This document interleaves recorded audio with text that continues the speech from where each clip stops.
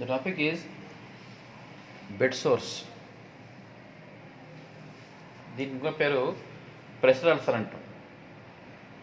Pressure వల్ల కంటిన్యూగా skin పైన ఒకవేళ అక్కడ అల్సర్ పుండు ఏర్పడుతుంటాం మనము ప్రెషర్ అల్సర్, లేకపోతే బెడ్ సోర్స్ అంటాం. అంటే కంటిన్యూగా ఏ పేషెంట్ హూ ఇస్ బెడ్రిడన్ అంటే లేవకుండా అదేవిధంగా బెడ్ పైన పడుకుండిపోయిండు కొన్ని వారాల పాటు. అట్లా కంటిన్యూగా ఉండిపోవడం వల్ల స్కిన్కి బెడ్కి కాంటాక్ట్ కంటిన్యూగా ఉండిపోయి అక్కడ మనకు గాయాలు ఎత్తేమంటాం మనము బెడ్ సోర్స్ అంటాం.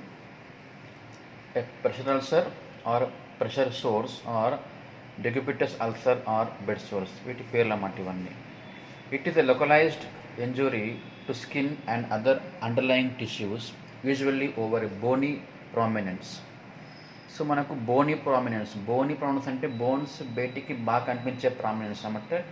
స్కిన్ కిందికి వెళ్ళి మనకు బోన్స్ బయటికి స్పష్టంగా కనిపించే ప్లేసెస్ ఎక్కడ ఉంటే మనకు ఉదాహరణకి ఎల్బో జాయింట్లో మోకాల దగ్గర, మోకాల తర్వాత ఇక్కడ మోచేయి, okay, knee joint and elbow జాయింట్లో, తల వెనకాల కావచ్చు, వెనుకనటువంటి సాక్రం ప్రాంతంలో, స్కాపులా ప్రాంతంలో, వీపులో, నడుము ప్రాంతంలో, ఇవన్నీ కూడా where there are bones usually seen under skin. ఆ ప్రాంతంలో ఏమవుతుంది, there is a injury to skin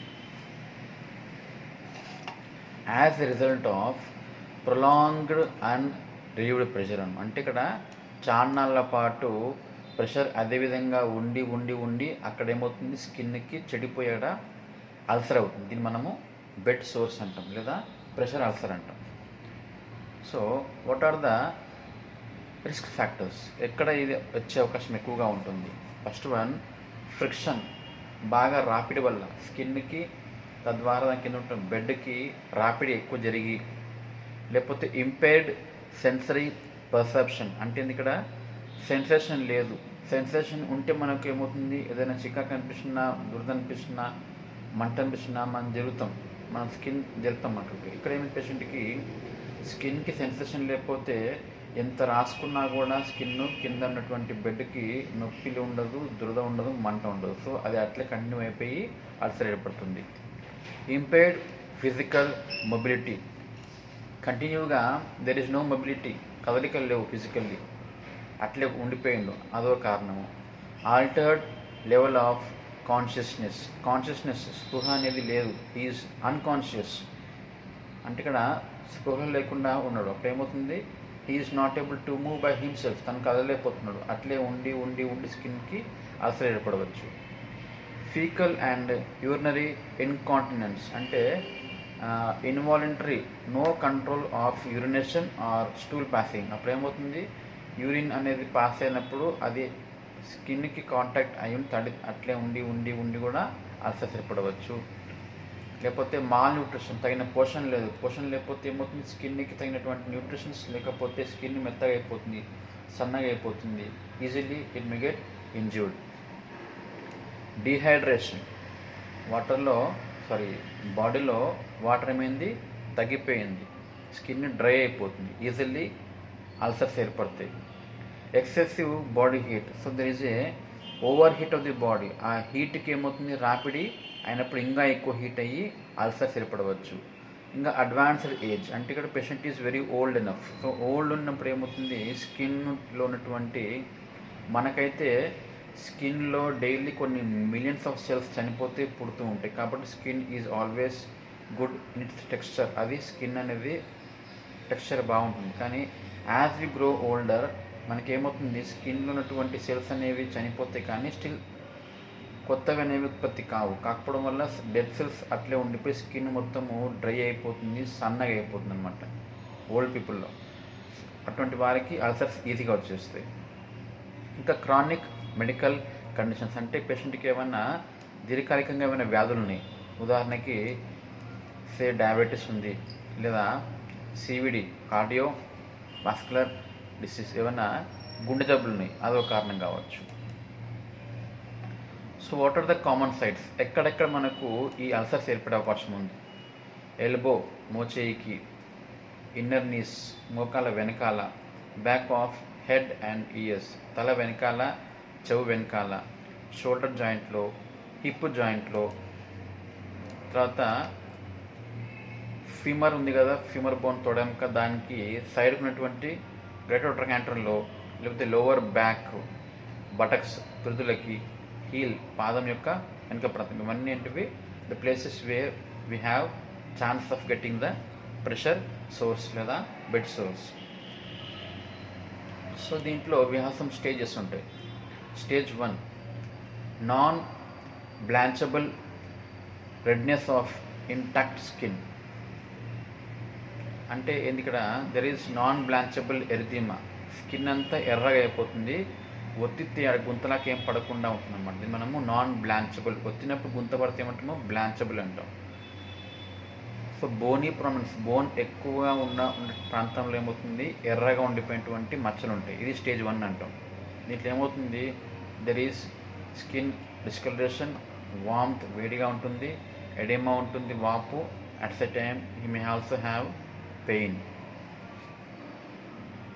ఇక్కడ ముఖ్యంగా అంటే ఇన్ ద వాల్స్, ఇక్కడ epidermal layer of the skin, skin యొక్క పై పొరలో ఇది ఉంటుంది, ఈ కండిషన్ ఉంటుంది.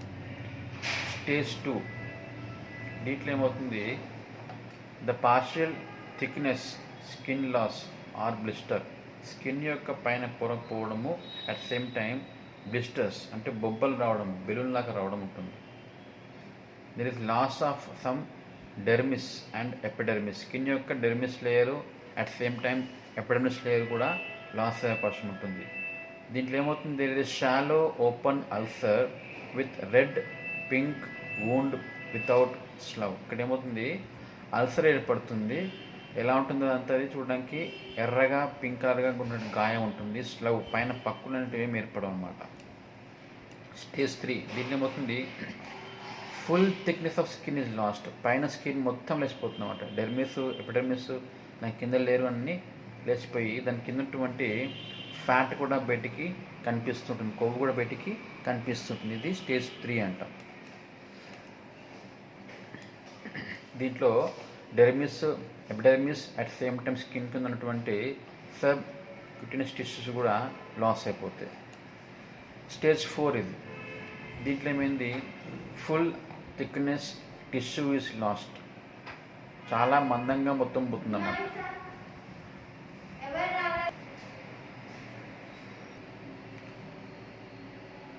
సో ఇక్కడ టిష్యూ మొత్తం లాస్ అయిపోతుంది, లాస్ అయిపోయి ఎంత డీప్ అవుతుంది అల్సర్ అంటే దాని కింద ఉన్నటువంటి muscle, tendon as well as the bone కూడా బయటికి కనిపించేంత డీప్గా ఉంటుంది అల్సర్. ఇది స్టేజ్ 4 అంటాం.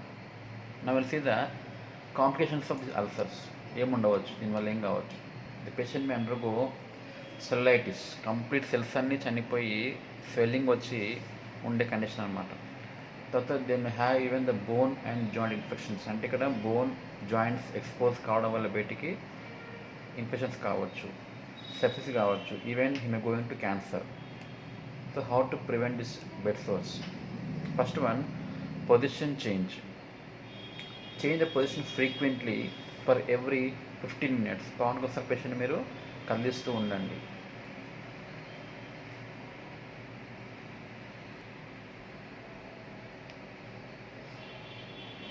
వీల్ చైర్లో ఉంటే కనుక ఎవ్రీ 15 minutes కదిలించండి, బెడ్ పైన ఉంటే అట్లీస్ట్ 2 hours ఒకసారి కదిలించండి.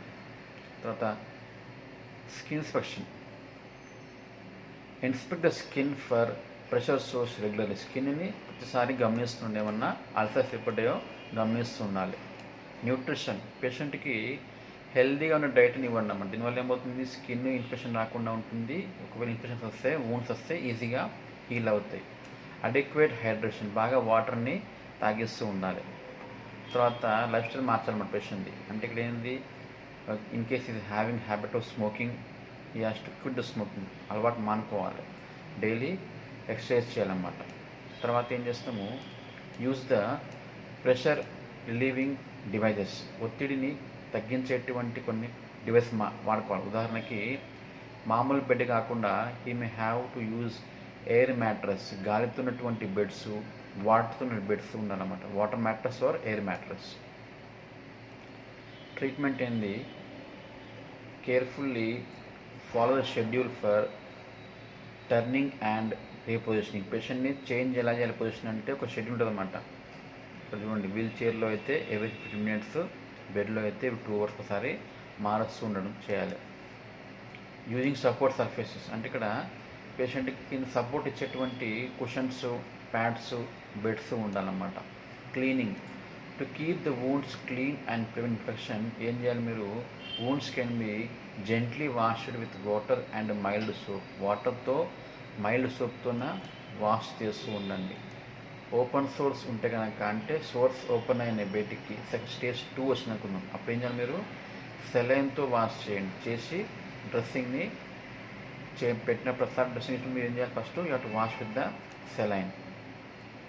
తర్వాత కంట్రోలింగ్ ఇన్కాంటినెన్స్ అంటే పేషెంట్కి ఇన్వాలంటరీగా యూరిన్ వస్తూ ఉంది, అప్పుడు మీకు చికిత్స ఎంత చేసినా కూడా మాటికి స్కిన్కి యూరిన్కి కాంటాక్ట్ అవుతుంది కాబట్టి అల్సర్స్ వస్తాయి. కాబట్టి ఫస్ట్ మీరు ఏం చేయండి, check for the control of incontinence. పేషెంట్కి ఇన్కాంటినెన్స్ రాకుండా చూసుకోవాలి. In case is not able to control it, at least use urinary catheters అంటే ఇక్కడ స్కిన్కి యూరిన్ రాకుండా చూసుకోవాలి.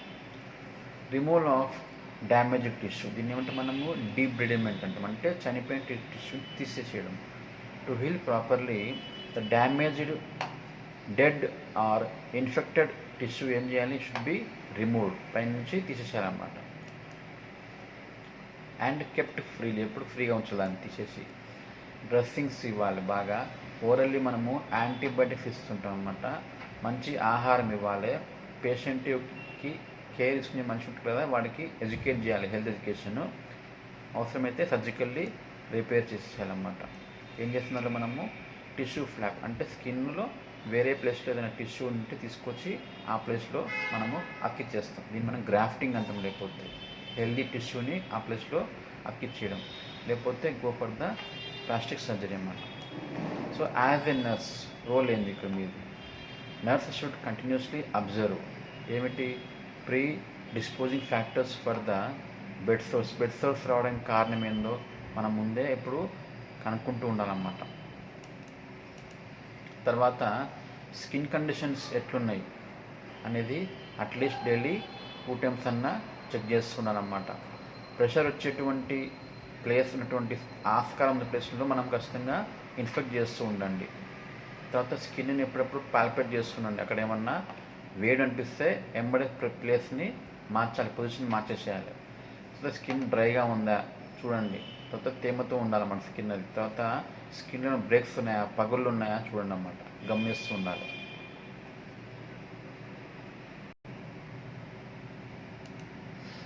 తర్వాత evaluate the level of mobility, ఎంత మేరకు అది మొబిలిటీ కలుగుతుంది చూడాలన్నమాట బాడీ బే. తర్వాత సర్క్యులేషన్ బాగా ఉందో చూస్తాం మనం. న్యూరాస్టర్ అంటే ఇక్కడ పేషెంట్కి సెన్సేషన్స్ అనేవి బాగా ఉన్నా చూసుకుంటాం అన్నమాట. తర్వాత ఏ మేరకు మనకి పోషణ బాగుంది, how far is hydrated, water ఉందా లేదా బాడీలో, స్కిన్కి మాయిశ్చర్ అనేది ఎలా ఉంది, ఆయింట్మెంట్స్ అనేది వాడడం చూస్తున్నా లేదా. తర్వాత పేషెంట్ని specially avoid dragging the patient in the bed. పేషెంట్ని బెడ్ మీద డ్రాగింగ్ చేయకూడదు, లాగడం చేయకూడదు. లాగితే ఏమవుతుంది, స్కిన్కి బెడ్కి ర్యాపిడ్ ఎక్కువ అవుతుంది అనమాట, ఛాన్స్ ఆఫ్ గెట్టింగ్ అల్సర్స్ ఉంటుంది. Evaluate the ulcer progress every 4-6 days. తర్వాత ప్రతి 4 days ఒకసారి మీరు ఏం చేయాలి, అల్సర్ ఏ మేరకు అది హీల్ అవుతుందో మీరు దాన్ని గమనిస్తున్నారు అన్నమాట. ముఖ్యంగా ఇక్కడ మీరు ఏం చేయాలంటే పేషెంట్ హీల్ కావాలంటే సర్క్యులేషన్ బాగుండాలి, సెన్సేషన్స్ బాగుండాలి, పోషణ మంచిగా ఉండాలి, వాటర్ లెవెల్ బాగా మెయింటైన్ చేయాలన్నమాట. అట్ సేమ్ టైం స్కిన్ కూడా మంచిగా మాయిశ్చర్తో కూడి ఉండాలి. ఇవన్నీ కూడా మీరు గమనిస్తే ఈజీలీ పేషెంట్కి హీలింగ్ త్వరగా అయ్యే అవకాశం ఉంటుందన్నమాట. ఇవి bed sores or pressure ulcers.